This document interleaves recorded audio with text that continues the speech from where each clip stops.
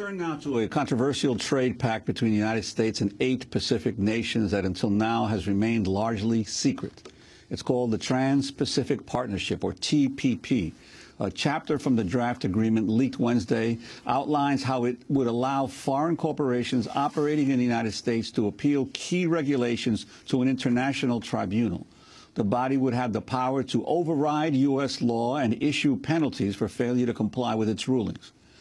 The agreement is being negotiated by the U.S. Trade Representative Ron Kirk, appointed by President Obama, but the newly revealed terms contradict promises Obama made while running for president in 2008. One campaign document read in part, quote, "We will not negotiate bilateral trade agreements that stop the government from protecting the environment, food, safety, or the health of its citizens, or give greater rights to foreign investors than to U.S. investors." Earlier leaks from the draft Trans-Pacific Partnership Agreement exposed how it included rules that could increase the cost of medication and make participating countries adopt restrictive copyright measures. No one from the U.S. Trade Representative's office was able to join us, but in a statement to Democracy Now!, they said, quote, "Nothing in our TPP investment proposal could impair our government's ability to pursue legitimate, non-discriminatory public interest regulation." For more, we're joined by Lori Wallach, director of the Fair Trade Group Public Citizens Global Trade Watch. The leaked documents were posted on her organization's website early Wednesday morning. Lori, welcome to Democracy Now! Explain what the documents show and what this agreement is about. Well, it's been branded as a trade agreement, but really it is enforceable corporate global governance. The agreement requires that every signatory country conform all of its laws, regulations, and administrative procedures to what are 26 chapters of very comprehensive rules, only 2 of which have anything to do with trade. The other 24 chapters set a whole array of corporate new privileges and rights and handcuff governments, limit regulation.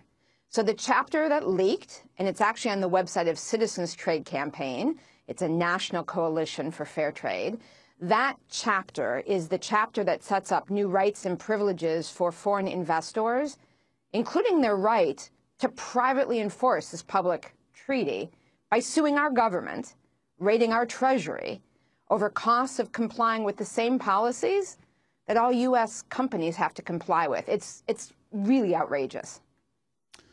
Well, Lori, there's been quite a bit of complaint, even in Congress, about the secretive nature of these continuing negotiations.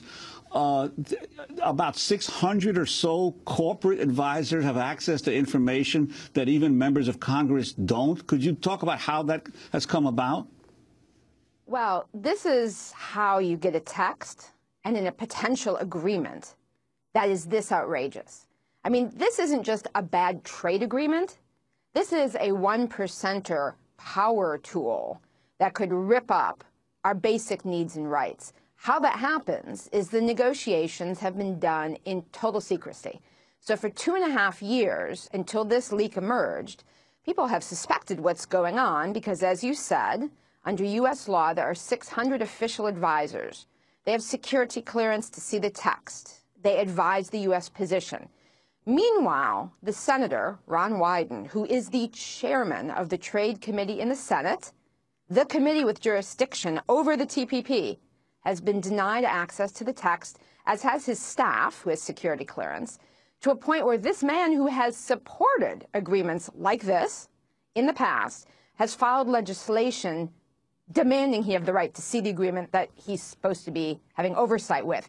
He's on the Intelligence Committee, and he has security clearance. So he can see our nuclear secrets. He just can't see this corporate Bill of Rights that is trying to be slipped into effect in the name of being a trade agreement. It's a very elegant Trojan horse strategy. You brand it one thing, and then you put an agenda that could not survive sunshine into this agreement. We have been able also to get some of the texts on patents, expanding patents for big pharma, jacking up medicine prices. And we have analysis on our website, tradewatch.org, as well as information about how to get involved. Because these agreements are a little bit like Dracula. You drag them in the sunshine and they do not fare well.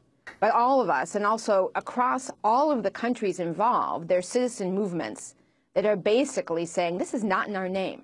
We don't need global enforceable corporate rights. We need more democracy. We need more accountability. And this agreement's the antithesis. I want to read part of the comment we got from the U.S. Trade Representative's office when we invited them on today's show. They wrote, quote, "The Obama administration's infused unprecedented transparency into the TPP negotiations. We've worked with members of Congress and invited stakeholders to every round of negotiations where they've given presentations and met with individual negotiating teams. We're always looking for ways to enhance provisions on transparency and public participation." Lori Wallach, your comment. Well, to start with, the idea of transparency of the current negotiators is a one-way mirror. We can basically talk to them and do presentations. But as this leak shows, nothing that the public interest organizations, and it's a huge array of organizations from faith groups to consumer groups, environmental, labor, nothing that we have said is now reflected in the U.S. position in this negotiation, which I'm sad to say is the most extreme. I mean, the U.S. is even opposing proposals in this agreement to try and make sure countries have the ability to use financial regulation to ensure financial stability. The U.S. positions don't reflect what we've been saying, but we can talk at them. But just to put this in perspective, in the last negotiation of a big regional agreement, that was the Free Trade Area of the Americas in the 1990s, 34 countries, very complicated agreement. 2 years into the negotiation, the entire draft text was published officially by the governments. Here we are 3 years into this negotiation with 8 countries, and they will not publish a sentence. In fact, it finally leaked that they had signed a special agreement not to release any draft text for 4 years after negotiations are done, a secrecy agreement on top of the normal secrecy. And when asked, Ron Kirk, the trade representative, why, in the past the U.S. has sent out draft text, the WTO, hardly a paradigm of transparency, publishes draft text. What's going on, he was asked. He said, well, in the past, for instance, the Free Trade Area of the Americas, when the text was revealed, we couldn't finish it. Now, what sort of indictment is that of what they are doing behind closed doors? That merely allowing the public who will live with the results and Congress to know what's up is going to somehow derail the plans to lock us in. Because what's really important to understand about these agreements, it's not about trade, and it's like cement. Once the cement dries in these agreements, you can't change the rules unless all the other countries agree to amend the agreement. So what we're talking about with this leaked chapter is literally a parallel system of justice. People have domestic laws in courts trying to defend our rights and get our needs met. Corporations would have a parallel system of private attorneys, 3 of them, no conflict of interest laws. The U.S. and the other countries would submit themselves to the jurisdiction of this corporate kangaroo court. And these 3 random attorneys would have the right to order the U.S. government to pay unlimited amounts of our tax dollars to corporations and investors who, A, claim regulatory costs need to be refunded, or B, are saying they're not being treated well enough, regardless if the policies they dislike are the exact same ones that apply to all of us. Even under NAFTA's system, which has some of this, $350 million have already been paid out to corporations by governments over toxics bans, zoning laws, timber rules. This is a sneaky outrage, and if people actually put a spotlight on it, we can stop it. So, Lori, I wanted to ask you, you mentioned the 8 nations that are involved in the negotiations. Which nations are they? And also the issue of the way this is being negotiated, the number could expand dramatically in the future. Could you talk about that? Well, the reason why it is so incredibly important that this agreement be exposed is this could well be the last agreement that's negotiated. So many of your listeners and viewers have been involved in the sneaky way trade agreements have been used by corporations to limit regulation and to foster a race to the bottom since NAFTA. And each of these agreements has gotten bolder, more expansive in its limits on government regulation and its granting of corporate powers. This one could be the end, because what they intend to do is leave it open, once it's done, for any other country to join. So this is an agreement that ultimately could have the whole world in it as a set of binding corporate guarantees of new rights and privileges enforced with cash sanctions and trade sanctions. It is not an exaggeration to say that the TPP threatens to become a regime of binding global governance, right at the time that the Occupy movement and movements around the world are demanding more power and control. This is the fight back. This is locking in the bad old way plus. And in addition, the way that the agreement is being negotiated, these rules would require that you not only change all of your existing laws, so good progressive laws would have to be gotten rid of, but that in the future you don't create new laws.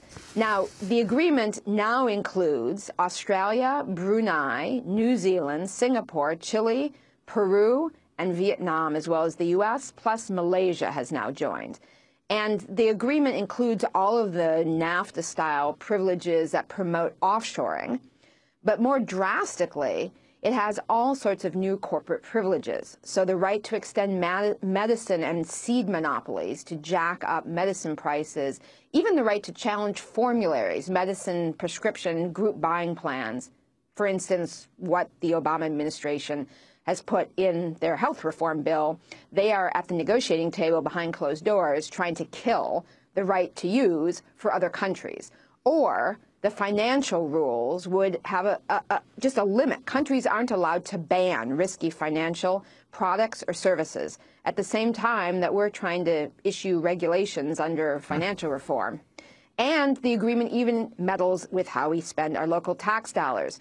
For folks around the country who are doing sweat-free campaigns, who are doing living wage campaigns, green buying campaigns, this agreement says, A, you can't have local preferences, so no Buy New York State preference to recycle money back in your state, your tax dollars, no Buy American, but also conditions like a product has to have recycled content or that uniform has to be sweat-free. Those kind of conditions can be challenged. It is an incredible corporate power tool. It's only gotten this far because it's been secret. And people in the other countries don't want it either. But our government is the one that's largely pushing the most radical provisions, which is why it was so important for this text, which everyone can see an analysis of at tradewatch.org, to be made public, to make people aware of what's really going on. Lori, the last round of negotiations on the trade agreement took place in Dallas. While there, Obama's appointed trade representative, Ron Kirk, spoke at an event for the local business community. The Yes Men took the opportunity to present Kirk, the former mayor of Dallas, with a mock award. This is a clip. Hello, thank you so much for being here. My name is Git Habersall, and on behalf of the Texas Corporate Power Partnership, we are very, very pleased to announce that the U.S. trade negotiators are the winners of our 2012 Corporate Power Tool Award.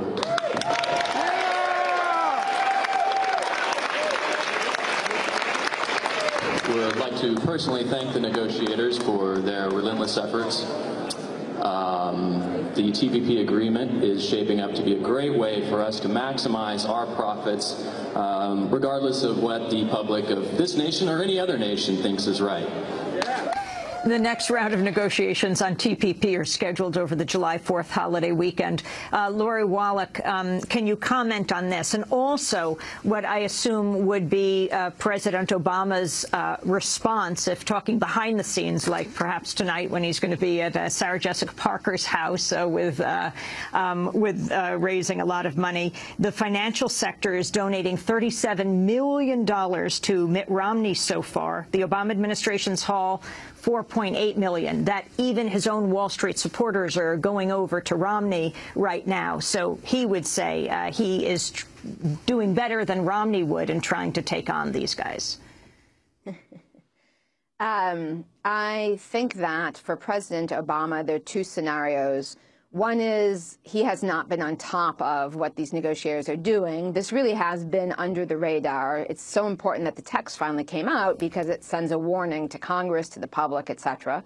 And that's basically he's got negotiators on the loose. They are many of the same people who during the Clinton administration got us into NAFTA. They're recycled back into the trade negotiating team. The other alternative explanation is just the money one, which is it is the case that this is an agreement the 1% loves. This is sort of a 1%er fantasy. It's not just that on the margins and in national governments you have to keep fighting with all your money and lobbying to try and get what you want. This would lock it in for the future, indefinitely. We want to thank you very much for being with us, Director of Public Citizens Global Trade Watch, and we will continue to watch this.